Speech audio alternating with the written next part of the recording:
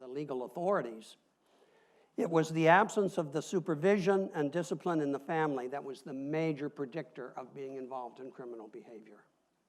And that was done in England in 1980. Most of you weren't born yet. But many studies since then have continued to find all kinds of evidence for the negative effects of a father being absent. And the first and primary kind of evidence is that boys who grow up without fathers are very much more likely to be involved in criminal activity, and in particular to end up in prison.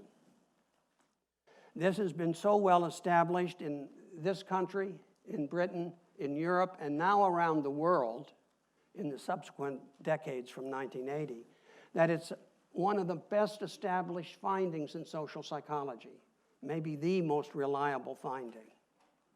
Boys without fathers tend to be involved in criminal activity. In addition, boys without fathers tend to be involved in drugs, which is partly a criminal activity, but it's a special kind of activity that they get often involved in, very commonly. Now, I want to put this in some context. In the United States now, we have, I believe, the largest prison population of any country in the world. There's some evidence that we have the largest proportion of people in prison of any country. Let's not whether those statistics are exactly true or not. We do know we have a large prison population. And we also know that it's been clearly established that in a way our prisons have become warehouses for fatherless boys. A friend of mine who was working in a prison ministry type of setting made sure that all of the prisoners, they were young prisoners, would send a Mother's Day card to their mother. And about 80% of them, or 90%, did that. And then when Father's Day came, he had them do the same thing. Almost none of them knew the address of their father, were in contact with him in any way. Now we have to remember what this means socially. Look at that cost. We have this huge prison population of boys. What does it cost? First, it costs the cost of the crime itself. Second, it costs the cost of the police involvement with this, the number of police officers and time spent arresting and taking care of the crime. Third, it involves the cost of the judiciary system. The judiciary system's involvement in this, the amount of time spent with, trials, all the rest of it involved in making sentences, parole, all of that. Fourth, it involves the cost of housing of these mostly young men for any number of years. And it costs to house a young man in prison about the same price as it would to send that boy to a private boarding school. It's costly, maybe $20,000 a year, $20,000 a year. Maybe that's a cheap boarding school now, I don't know. I haven't kept up. And finally, the most significant cost of all is it costs millions of boys, young men, their lives being blighted. All those years lost, and with the record that they have. This is a really important place for positive action to occur, which needs to be done. All right, so that tells you something about the cost of it. Let me go into some more of the studies here. By the way, the absence of fathers and the effect of it on boys being caught up in criminal behavior is now beginning to show on the effects of daughters or of girls who are also without fathers, something of a growth in criminal behavior with young girls as well, also from similar backgrounds.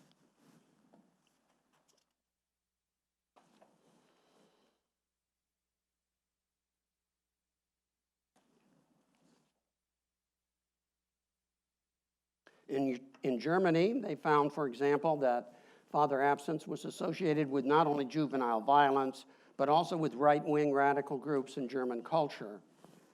In general, radical politics on both sides of the spectrum seems to draw from the population of boys and without fathers. I've mentioned the importance of drugs also being involved in many of the cases of criminal behavior.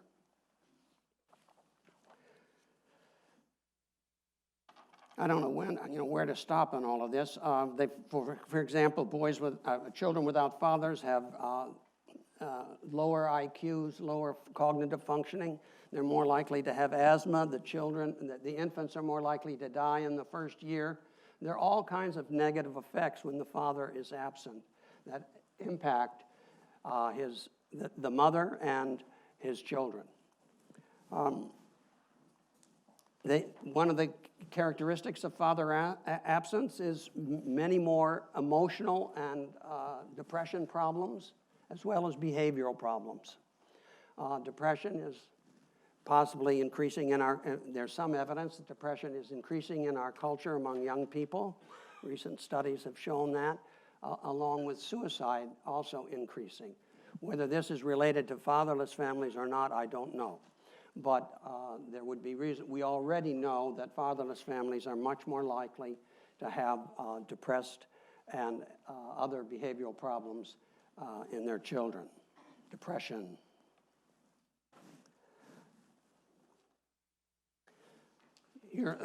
Fatherless children are more likely to drop out of school.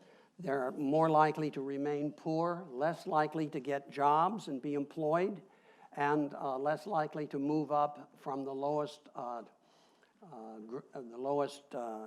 20% of Americans in income to the highest. One of the reasons that there's been a lot of success in the Asian community is that, relatively speaking, fathers are more present in the Asian families than in the rest of American culture.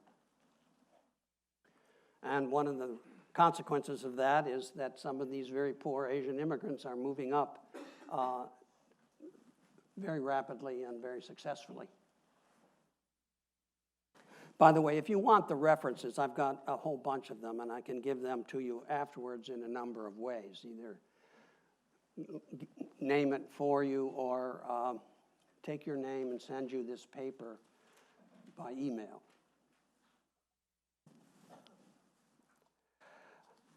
One of the things that we forget is that the psychological importance of the father is the impact is on the children. And one of the problems with adults is they're not so good at noticing the impact sometimes on their children. And this seems to be a little bit truer of men than of their mothers, not noticing what their emotional impact really is. But in some of the studies, for example, on divorce with fatherless children, some of the most important ones done by Wallerstein and others, the children who felt commonly what happens is the father will leave the family and the mother will stay often in the same place and with the children. Whether they stay in the same place or not, usually the children do remain with the mother.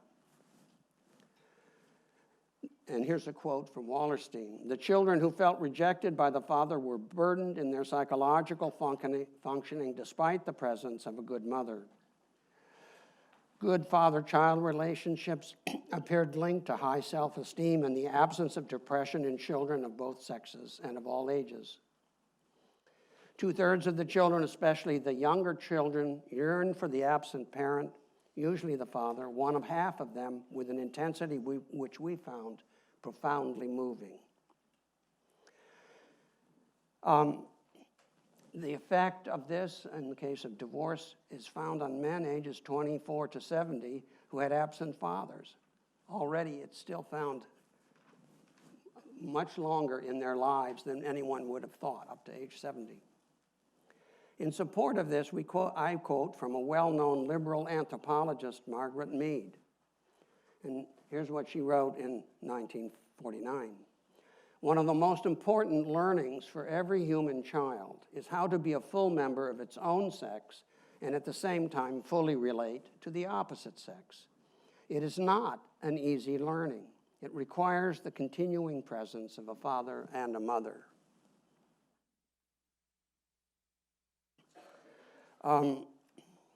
One of the things that was found in a whole set of studies that were done across cultures around the world was that children were happier in families where the father was regularly in the family. And second, that the mothers did better mothering when the father was present. And I mentioned this to my wife. By the way, we have 6 children and 22 grandchildren, so I've seen a lot of families, just in my own immediate environment, much less others. And she said, well, of course, if the father's around, not only do you have another person that helps, another adult, which always, 2 adults always help, but the morale of the mother goes up. She feels supported. She feels that child rearing is important. She doesn't let the absence of the father make her feel that taking care of the children was a rump activity that she was just dumped on with. The father's presence brings up her morale. And so even the quality of mothering was better in those societies where the father was regularly there.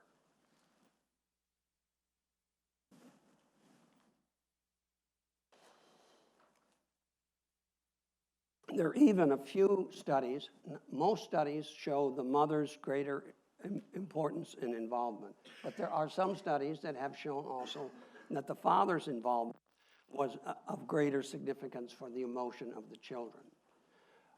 All of those that did find the father's greater significance were focused, to the best of my memory now, on effects that were measured in children when they were somewhat older.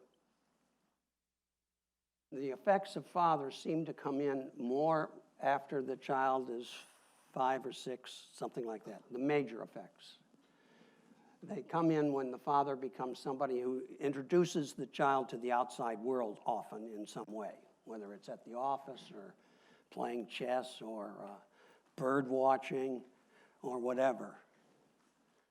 Not many bird watchers here, huh? Okay.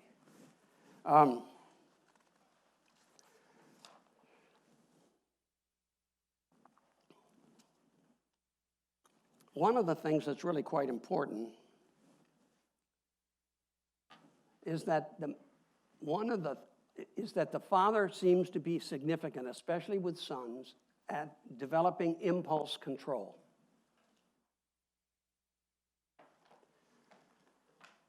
And here I want to mention, you don't have to be, you can be a truck driver, and here's how it would go. The 14-year-old boy starts being smarty to his mother. And the father says, shut up. Shut up or you're grounded. Or maybe even says, shut up or I'll smack you. That's my wife. That's your mother. But men have 2 great motives they've got to learn control with respect to. One is aggression, and the other is sex.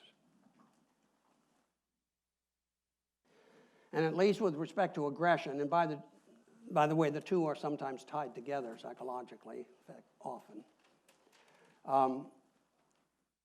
They need to learn to control aggression.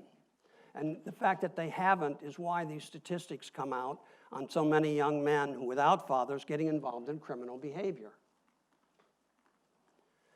And by the way, most of our crime is committed by young men and boys between the ages of about 16 and 30 or 28. Recently I saw, is murder going to disappear in America as we get older?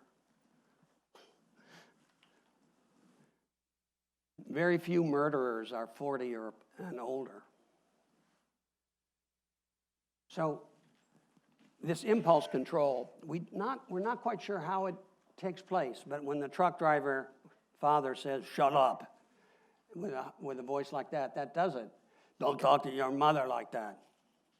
But there's an interesting animal study that's related to this. There's a very large natural history or natural science park in South Africa. And for some reason, they decided to they had a large elephant herd. And for some reason, they decided to take a large number of male elephants, young male elephants, and put them in part of the park by themselves. So basically, you had all these teenage elephants in one part of the park. And they noticed that these elephants became enormously aggressive. And they started killing the rhinos. And the park was partly set up to protect rhinos as well as elephants. And so this was very disturbing to them. They had never seen this behavior before. And one park ranger had the bright idea, well, let's take some of the older bulls from the main group and put them in here. And they did that, and within a few months, the aggression level of those young males had dropped way down. Now, I don't think those older bull elephants said, "Shut up," or "I'll whop you," or something like that. No, but somehow or other, the presence of older males is a way of allowing men to learn how to control aggression, and I expect also, in most cases, sexuality.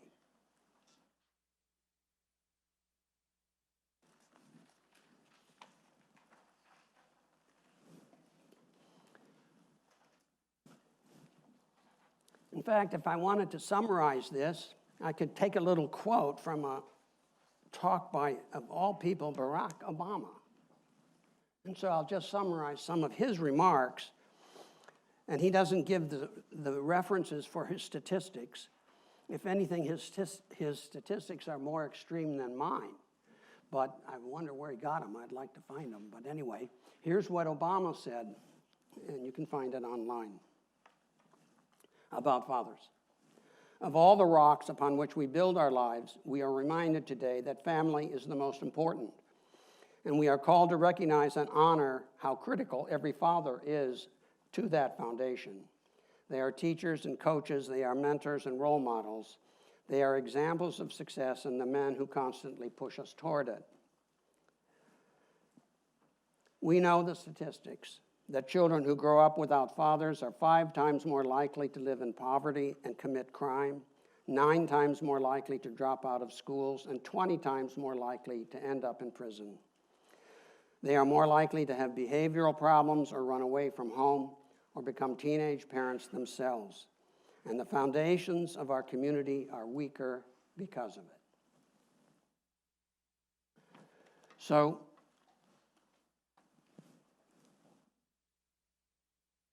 this is a very brief summary of father absence effects, the negative effects. And I now want to talk a little bit about what are the theoretical reasons for these, that is, the psychological reasons for it.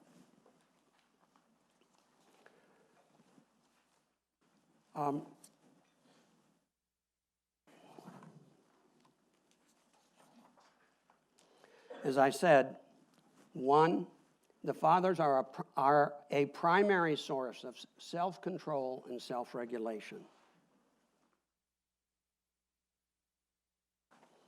I knew that when I was a child, a long time ago. My mother, Dad would be at work, and my mother would sometimes, we'd do things that would make her angry and upset, and she had a hard time punishing us.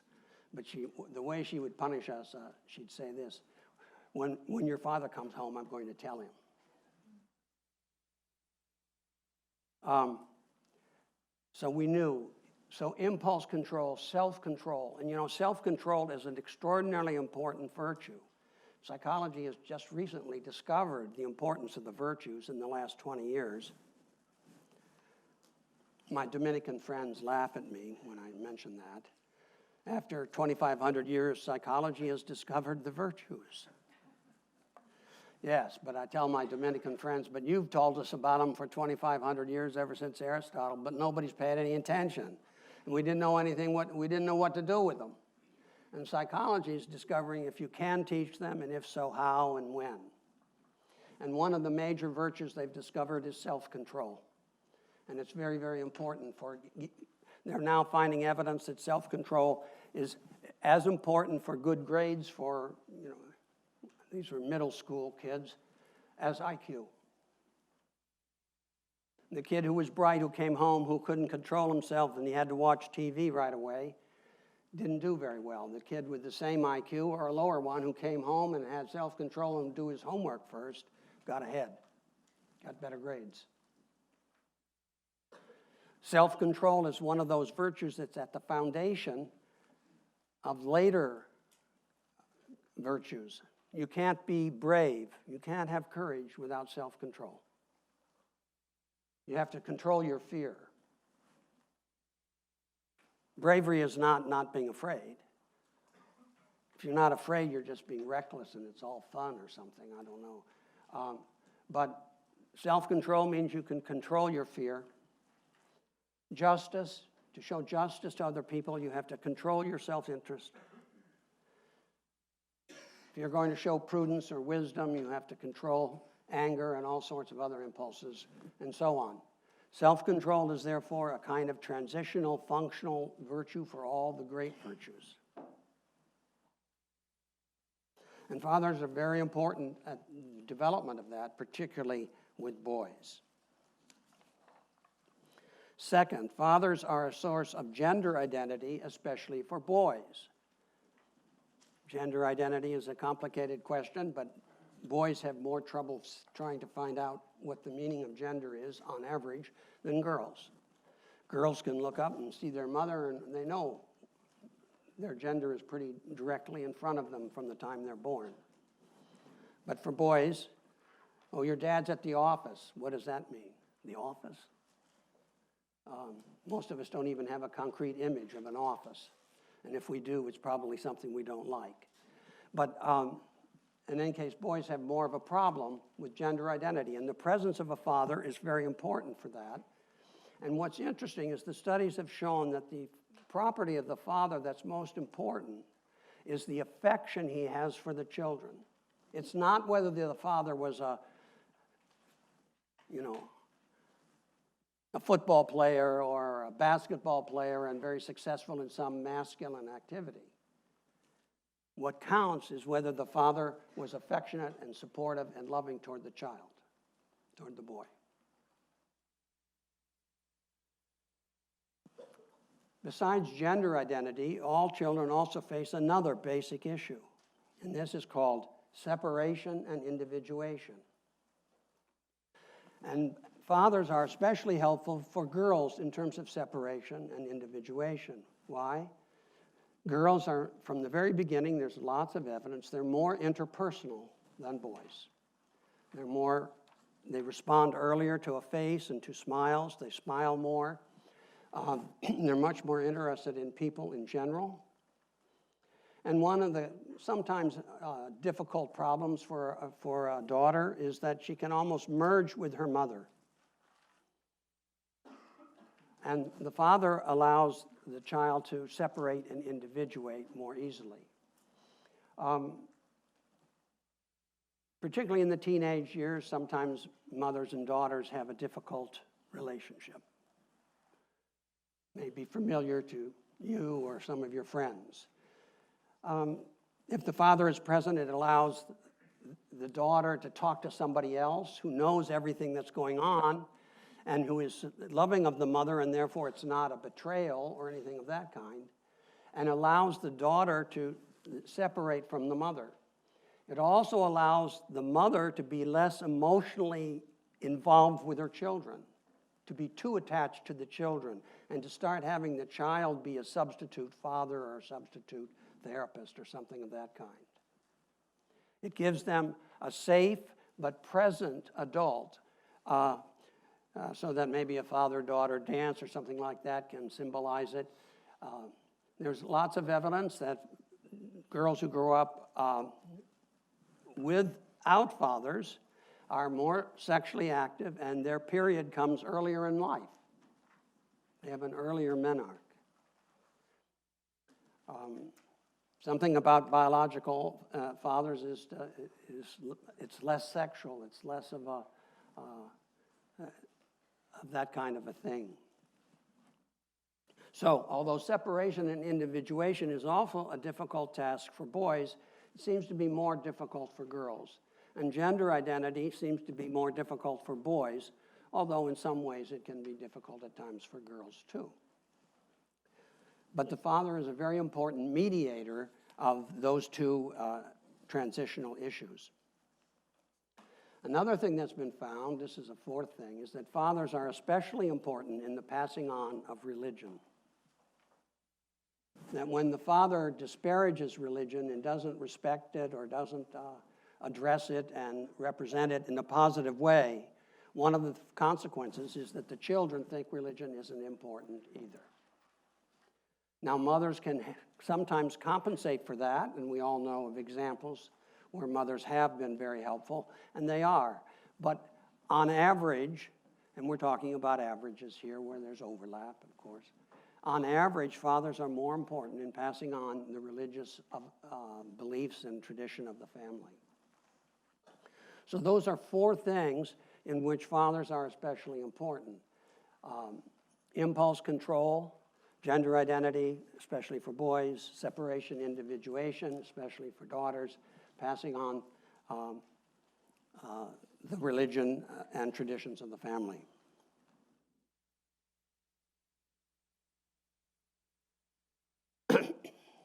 Now, I want to move back from the psychological evidence and consider some other issues related to it. If you read the Old Testament, one of the things that's interesting about it is they often refer to the sins of the fathers being passed on 1, 3, maybe even 7 generations. These old patriarchs never referred to the sins of the mothers. Very curious indeed, right? Why might that be? All right, I'm proposing a solution, or an answer to it anyway. First of all, I think mothers, on average, are much more reliable at being good mothers than fathers are at being good fathers. Second, if a mother is not a good mother, it shows very early in the interaction with the infant, usually. And substitute mothers come in quickly. You know, a sister, a grandmother, some other woman sees, hey, you know, the kid's going to die, or he's crying all the time, what's the matter? You know, so the substitute mothers usually get there much right in time. And third, if you really do have bad mothering, rare as it is, but let's say you had a crack mother or a schizophrenic mother and nobody was around to intervene on a positive way, then the person is likely to grow up so mentally, shall we say, harmed, deformed, or depressed, lonely, isolated, whatever, that they can't cause trouble for the society. They can cause trouble maybe for their immediate members of their family or people who know them. But they're not going to function very well because they've been so emotionally blighted. Because it's in the emotional realm that mothers are so good at raising children most of the time. But if you have a decent mother but a bad father, then you can go out and you're going to be emotionally okay, but you can get rid of your anger by causing trouble in the society. And so right now we recognize that in our culture, the sins of the fathers have passed on a lot of our criminal behavior and a lot of other problems in our society. And so I think it's time that we recognize, that men recognize how important fatherhood is, and step up to the plate. Now, there is some evidence that this is beginning to happen in a modest way, but it has to be done more seriously. Otherwise, we have the following. At present, we sort of have two models of what it is to be a man. One we'll call the macho model, and we all know what that one is. That's where a man uses all of his strength and ability and energy and so forth to look out for himself. He exploits others for whatever he can get and looks out for number one. Well, this model, the macho model, has been criticized by feminists and many others. And in fact, the criticisms are mostly just. Then comes along the second model. For a while, there was the model that I called the wimpo model, not the macho model. The wimpo he's nice and androgynous, and he's fun to go shopping with, but he can't commit himself either. He can, just like the macho man is committed to himself and cannot commit to another, the wimpo man is so weak or so narcissistic or so involved in his own psychology that he can't commit either. And it doesn't take long before the women notice this and find it equally disturbing. So the answer to this has got to be something in between, but where the man understands that if you're going to be a father, you're going to have to make sacrifices. It ain't a cheap accomplishment. And you have to be willing to do that. We'll get back to that in a minute. I want to mention now a famous model of the wrong kind. We all have seen, I believe, James Bond movies. Now, I've sort of laughed and enjoyed them to some extent as much as anybody. But let's face it, James Bond was a man without any bonds with anybody. James Bond had no family, he had no wife, he had no children. And what did he do? All he did was what a macho does. Kills bad guys, and it was always clear he knew who the bad guy was, and the movie made sure you knew it too. In real life, it's not so clear who the bad guys are. And then he always woke up afterwards, in bed with the beautiful Russian spy, or Pussy Galore, or somebody like that. So it was sex and violence. No commitments to anybody.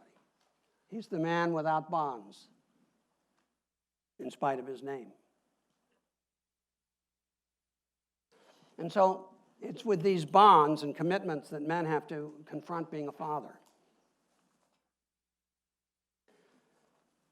And this means sacrifice. And why do you think mothers are so reliably loved? Well, a lot of reasons, of course, but one of the reasons is everybody knows they sacrifice things for their children, for you. They've sacrificed for you. Now, what does a mother sacrifice? Well, I don't know when it begins, maybe with morning sickness, but mothers sacrifice sleep, time, all kinds of things for their children. And this is why they're honored. It's because they sacrifice. Now, for men, there is a tradition of sacrifice and honor, but it's not with fathers. It's in the military. In the military, the soldier who sacrifices his life or his body, in some sense getting wounded, for his comrades is honored. And in most cases, the highest award, the Medal of Honor, goes to the man who died for his buddies. So sacrifice still is recognized there, male sacrifice, as something of value, and something, in fact, of high value, highest value. But fathers also make sacrifices, and that's the thing you're going to have to do with the commitment. There are all kinds of sacrifices you'll make. You may end up not getting promoted so much and making so much money. Obviously, you have to say no to sexual temptations. Hopefully, that's not too much of a sacrifice, but, Some men seem to think it is. But you'll have to sacrifice your time spent with them, other things. And you'll have to take the risk of suffering. And that's the thing about commitment to any other person. To your wife and to your children, you take the risk of suffering. Why? Because something might happen to them. They might die. Or they might get sick. Or they might abandon you. You have to take that risk. And be prepared to take the sacrifice. But that's the one way that a man can become a man. Just like a woman becomes a woman by taking, in motherhood. And I don't mean all women have to be natural mothers. Mother Teresa of Calcutta was not a natural mother. And we all know women who had no children, but who were very maternal and helpful and supportive in ways that was wonderful. And not all men have to be natural fathers. We have some priests here in the audience.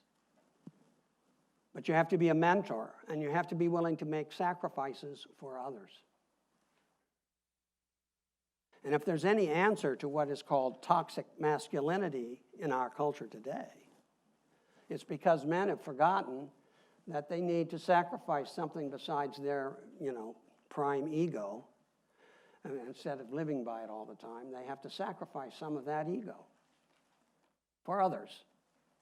But that's the highest form of human being, a man who has sacrificed for others. We might even know a religious figure who exemplified that.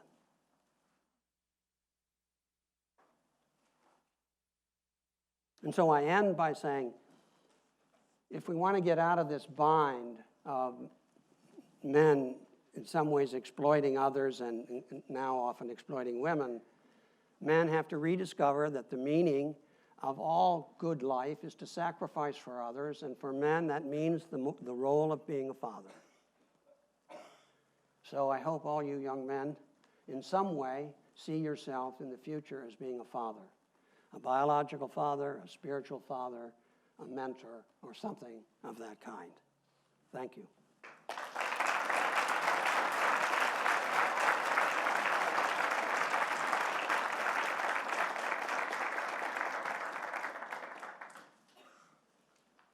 Q&A.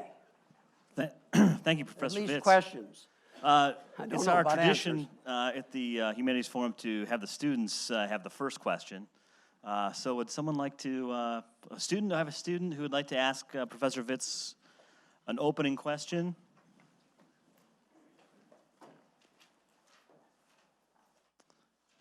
Anybody? Yeah. There must be some questions this young man with here. all these students. Can you use the microphone? Yeah. Okay, great. Mic check. Is this good? Okay. So you touched on it briefly, and I'm not sure how much it has to do entirely with the talk, but the question came to mind in terms of the racial dynamic of fatherhood, the incarceration rate.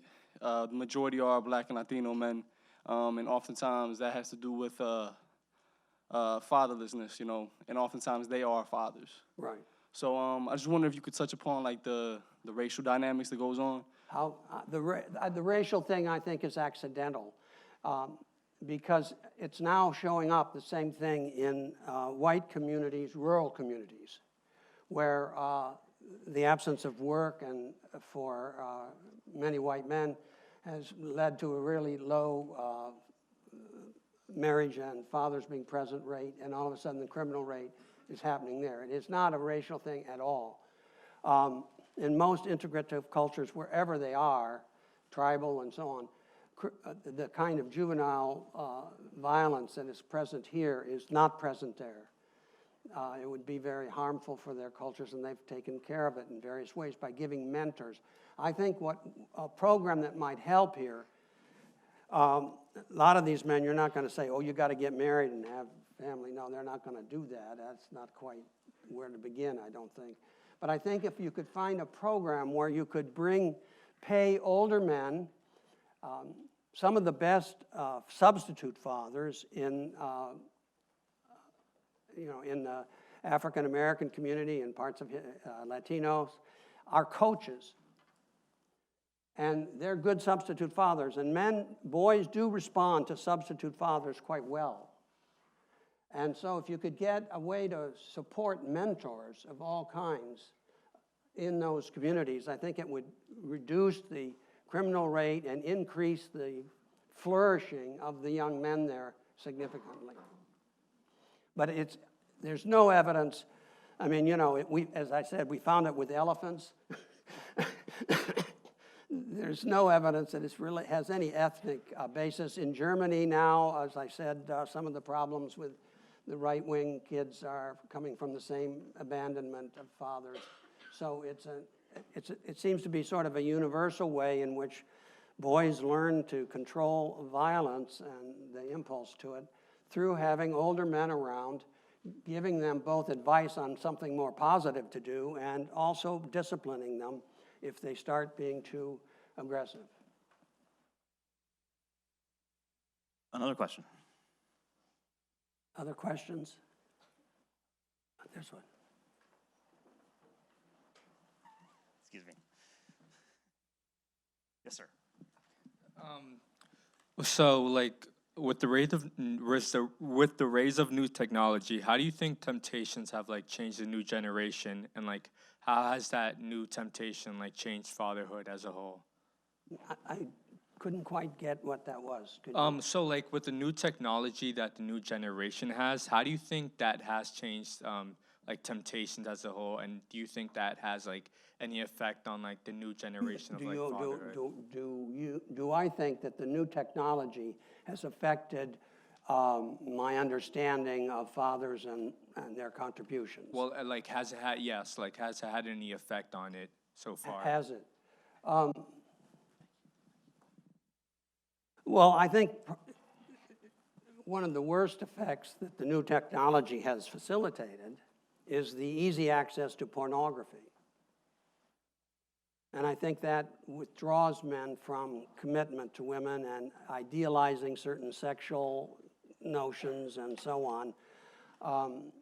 But as to whether it has a deeper effect, I don't know. Let me put it this way. There's a very big topic that your question touches on, at least in my judgment, and that is what's going on today with respect to people's finding an identity. Why is identity such an issue today? And I do think technology has had an impact there. But that's a big separate topic, if you'll pardon me saying so, and I sort of don't want to go into why identity is such an issue today. But you are right in your intuition, I think, from your question, that this might have an impact on men understanding what it is to be a father. It would at least mean, because of technology, they can get a lot of different examples that normally wouldn't have been available in a more stable environment. But the real answer to this, in my judgment, is that as I'm getting men to step up to the plate and start showing they can be fathers. I'll tell you this, 1950, is my mic still on? Yeah. Okay.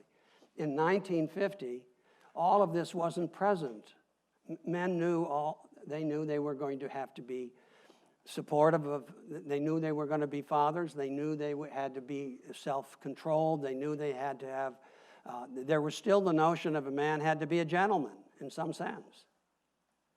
But the sexual revolution destroyed that and turned us into men who only seemed to be involved in sex and aggression. And it's on the left and on the right. All you have to do is look at left and right ads and advertisements on the internet, and they all have each side has plenty of sexual implications. And go look at this, and go look at that, and go look at this. Who's, here's some lady with a big bust. Don't you want to see further? That type of thing. And it's on the right and on the left. It's just ridiculous. So I think the sexual revolution has been the major destroyer of the positive image of men. New questions? There's one right back there. Yeah. Are there any more students who want to ask a question? Oh, there are plenty. Oh, there There's are. one, but Can I pause we you, don't have please? to be just students and just non-students. What? You have a question? How does your research and your findings kind of tie into modern day families such as same-sex marriages that consist of two mothers and raising children without a father? Just wanted to clarify. The question is, how does this relate to same-sex marriage? And in particular, the more common one is two mothers. There are sometimes two fathers. That's much less common. But first, let me say this. I'm going to talk to this psychologically. That question has a theological rationale. It has a philosophical rationale. I'm going to talk to it psychologically. First, there isn't enough good research yet. There's research coming out on these possible, on the possible meaning of this. But I would say this, that if it's two mothers, they need to find substitute fathers, substitute males for their children, because you can't grow up ignorant in any close sense of the half of the human race. And so they don't have to, that doesn't mean they need a grandfather, an uncle, they need a brother, somebody where those, if they have a child, boy or girl, where that child gets experience with the opposite sex. That, I would say, is needed. And the same with two fathers. You better get your mother in there or your sister in there or somebody. But that child each child needs to have experience as a child with the opposite sex. And whether such marriages are correct or right or something like that, that is a theological and a philosophical thing. But psychology is, you can say two things. There isn't enough research done to show what are the effects of this, good, bad, or indifferent. But in any case, the research that I cite argues that even when you have two mothers, you better find some father substitutes to come in. And even if you have two fathers, you better find some mother substitutes to come in. Imagine a boy who grew up with never knowing anybody like a woman up close. Women are mysterious enough without having any early experience with them, And men are sort of strange enough for any girl growing up and wonder, beards and all of these things. I agree. That they need to have experience. I would say in both cases, they need to have some early experience and hopefully positive, reliable, regular experience with the opposite sex. That's what this psychology would say. Okay, thanks. How about another question from a student here? We had a question over here. Oh, yeah. Yeah. So since you talked about the effects of the absence of a father on a child, what are the effects if the father's present but the mother is absent? All right, that's another good question. What are the effects of mother absence? Fortunately or unfortunately, that's so rare we don't have research on it. But there is some evidence, I believe, this is a couple of both women psychologists have proposed to me that one of the things that's happening in the recent years is a mother absence. And it's not the mother being totally absent, but being absent a lot and the kids in daycare. And you may know that the average college freshman now is more depressed and more mentally unhappy, and it's gone up every year since they started measuring it in the 70s. And it could be, both these female psychologists suggested they think it's a relative absence of mothers in the lives of their children. Not that they're completely gone, but an absence of that kind of wonderful comfort and support and enthusiastic yes for you that comes only in some way from a mother. And that would be my answer to your question as best as I could say. There aren't many studies of mother absence. When there are some recently that are somewhat related, but these are mothers who are drug addicts, and they're absent, but very frequently a grandmother steps in. One of the things that has been underappreciated has been the historic role of grandmothers, truly serving as mothers for many children.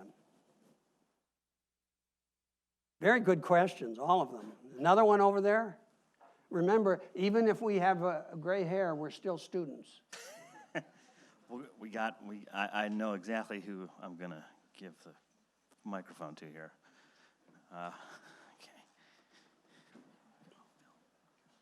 Okay, thank you. Are there no students who are eager?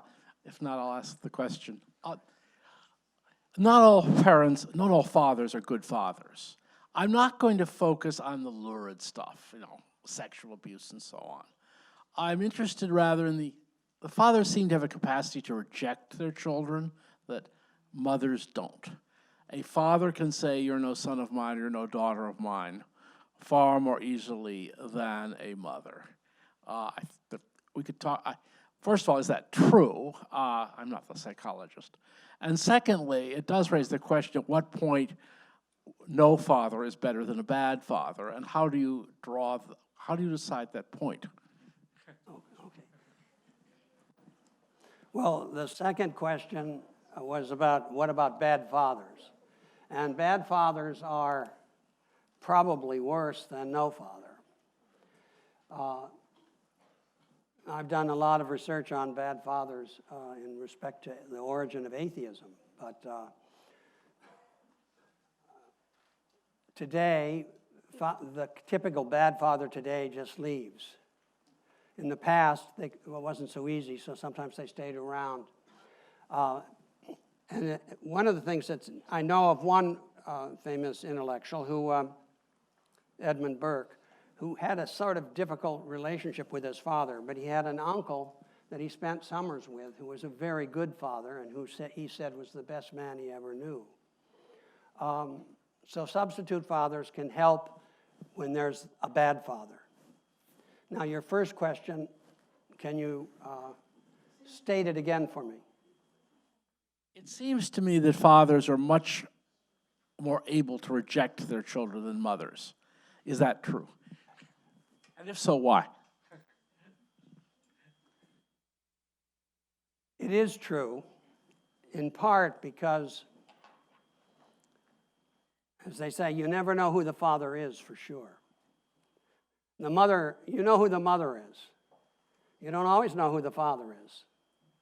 And some of the recent DNA tests that people have been engaging in, people have discovered that who they thought their father was not their actual father. I don't know what this does in a family when they discover the DNA of the child has nothing to do with the DNA of the father. But anyway, this is one issue.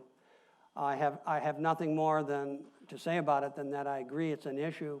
I know nothing about its significance psychologically. Can we have one more question? One more question? Okay. There are a couple here. Sorry.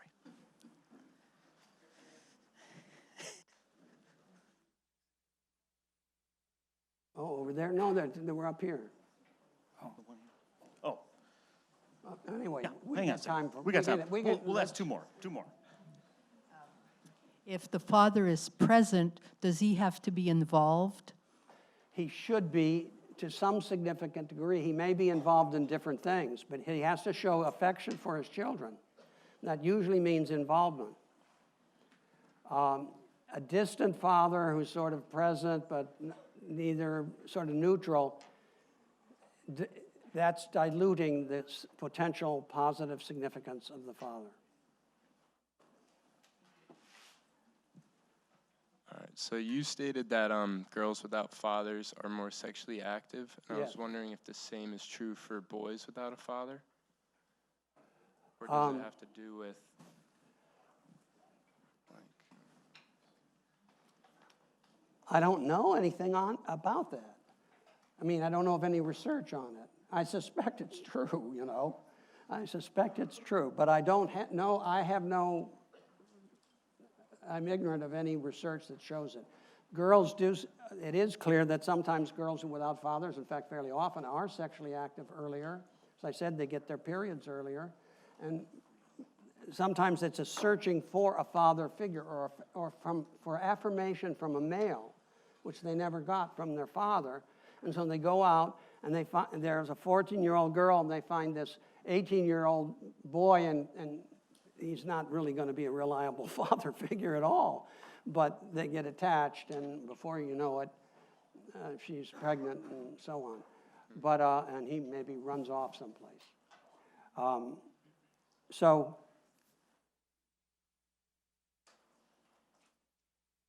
it would be interesting to do the research on that. I suspect that's the case, but it's been demonstrated with a good number of studies with young women.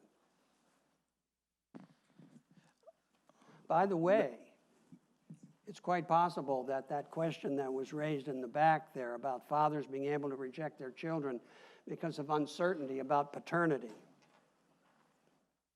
that may have a lot to do with why many cultures have valued virginity.